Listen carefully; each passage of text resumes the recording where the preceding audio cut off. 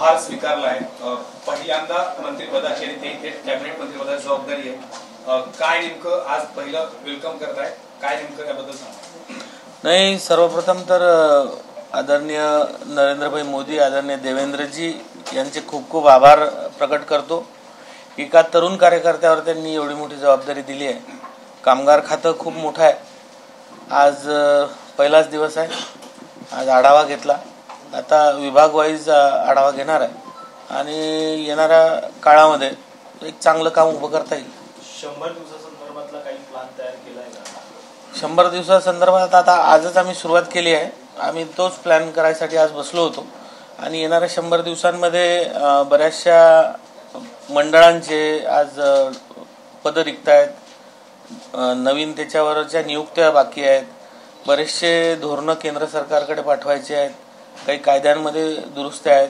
या सर्व गोष्टींचे कामं आम्ही मार्गी लावणार आहे आणि सोबतच ज्या काही योजना आहेत ज्या आज थांबल्या आहेत त्या योजनांना काही रिस्ट्रक्चर करता येईल का त्याचेही नवीन सूचना आज आम्ही सरकारकडे मांडणार. 100 दिवस मुख्यमंत्र्यांनी सांगितले की सगळ्यांनी आपापली जे आहे ती द्यावं, पण त्याचं मूल्यमापन देखील होणार आहे. तरुण आहात, पहिल्यांदाच संधी आहे, कुठतरी दबाव आहे. म्हणजे नवीन शाळेत गेल्यानंतर असतं की सगळ्या अभ्यासात पहिलीच परीक्षा 100 दिवसाचं टार्गेट पण दिलं. मॉरल प्रेशर असतेच ते, कारण काहीतरी जबाबदारी दिली म्हणजे जबाबदारी देणाऱ्यांनाही अपेक्षा असतात.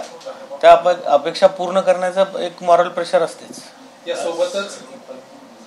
यासोबतच अजून पालकमंत्री पदासंदर्भातचं वाटप झालेलं नाहीये. बुलढाण्यातनं तुम्ही येता, काय वाटतं ती देखील एक वाढीव जबाबदारी मिळू शकते आणि कदाचित तिथली किंवा आजूबाजूची मिळू शकते, त्या संदर्भात काय होईल? नाही, पालकमंत्री पदाची जबाबदारी आता पक्ष ठरवतील. आमचे मुख्यमंत्री, दोन्ही उपमुख्यमंत्री बसून पालकमंत्री पदाबद्दल निर्णय घेणार आहेत. पण पालकमंत्री पद म्हणजे आपण आपल्या मूळ जागेशी आपली अटॅचमेंट राहत असते आणि आपल्या जिल्ह्याला किंवा जेही जबाबदारी जिथेही मिळेल तिथला विकास करणे. त्यामुळे पालकमंत्रीपद असलंच पाहिजे आणि कोणतीही जिल्ह्याची दिल्या जाईल ती मी योग्य रीतीने पार पडेल. एक महत्वाचा प्रश्न आहे, तो कामगार मंत्री आहात, मात्र लहान मुलं मोठ्या प्रमाणामध्ये कामावर घेतली जातात, बाल कामगार, त्यामुळे तो एक मोठा प्रश्न सामोरं जावं लागतं. त्या सगळ्या संदर्भामध्ये काही विशेष धोरण या काही समिती? निश्चित हा खूप मोठा प्रश्न आपल्या महाराष्ट्रामध्ये आहे आणि बालकामगारांच्या बाबतीत पाहिल्या त्या प्रमाणात कार्यवाही होताना दिसत नाही.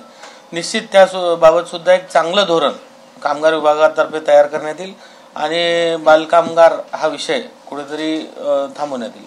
दुसरीकडे स्थलांतरित कामगारांचा एक मोठा प्रश्न असतो. वीट भट्टी असेल, ऊसतोड कामगार असेल, हे प्रामुख्याने स्थलांतरित असतं. त्यामुळे त्यांच्या शिक्षणाचा, मुलांचा देखील एक विशेष मोठा प्रमाण. असंघटित कामगारांबद्दल आणि विशेषतः स्थलांतरित कामगारांबद्दल जो विषय आहे त्या निमित्तानं आम्ही आजच बैठकीमध्ये एक विचार करतोय की प्रत्येक जिल्ह्यामध्ये एक कामगार भवन असलं पाहिजे आणि तिथे त्या कामगार भवनामध्ये पाळणाघर असेल, एक छोटी अंगणवाडी असेल किंवा त्यांच्या शिक्षणाचा जो लॉस होतो आहे तो तिथे भरून काढता आला पाहिजे. या दृष्टीनं प्रत्येक जिल्ह्यात एक सर्व सुविधायुक्त कामगार भवन असलं पाहिजे. या दृष्टीनं एक आम्ही प्रयत्न करणार आहे. माथाडी कामगारांची प्रश्न देखील तसेच सुरू आहे. 2 वर्षापासून माथाडी कामगार विरुद्ध कामगार मंत्री असा देखील संघर्ष पाहायला मिळाला. तुम्ही काय पुढाकार आहे? मी आता आज माझा पहिलाच दिवस आहे. माथाडी कामगार हा एक मोठा विषय आपल्या महाराष्ट्रामध्ये आहे आणि विशेष करून पूर्ण देशात फक्त महाराष्ट्रामध्येच आहे.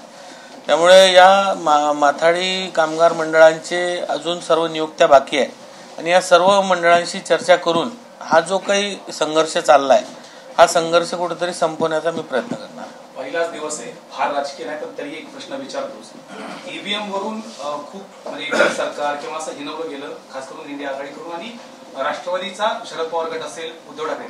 आज सुप्रिया सुळे यांनी युगेंद्र पवार यांचा जो फेर तपासणीचा अर्ज होता तो त्यांना माघारी घ्यायला लावला. पिछेहाट झाली म्हणायचं आता तरी त्यांना, म्हणजे ईव्हीएम सरकार त्यांचाही आरोप बाजूला जातोय असं म्हणायचं. पिछेहाट म्हणा किंवा त्यांना साक्षात्कार होत असेल, त्यांना कुठेतरी नैतिक वाटत असेल की आपला लोकसभेचा जो विजय आहे म्हणजे सुप्रियाताईंचा तो कुठेतरी खोटा त्यांना वाटायला लागला असेल पुतण्याच्या या वक्तव्यामुळे. त्यामुळे त्यांना साक्षात्कार होऊन त्यांना सल्ला दिला असेल आणि त्यांनी तो मान्य जर केला तर चांगलंच आहे.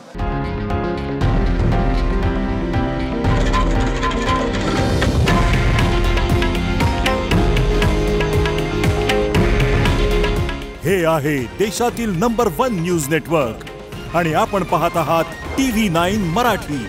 काळजी तुमची, हित महाराष्ट्राचं.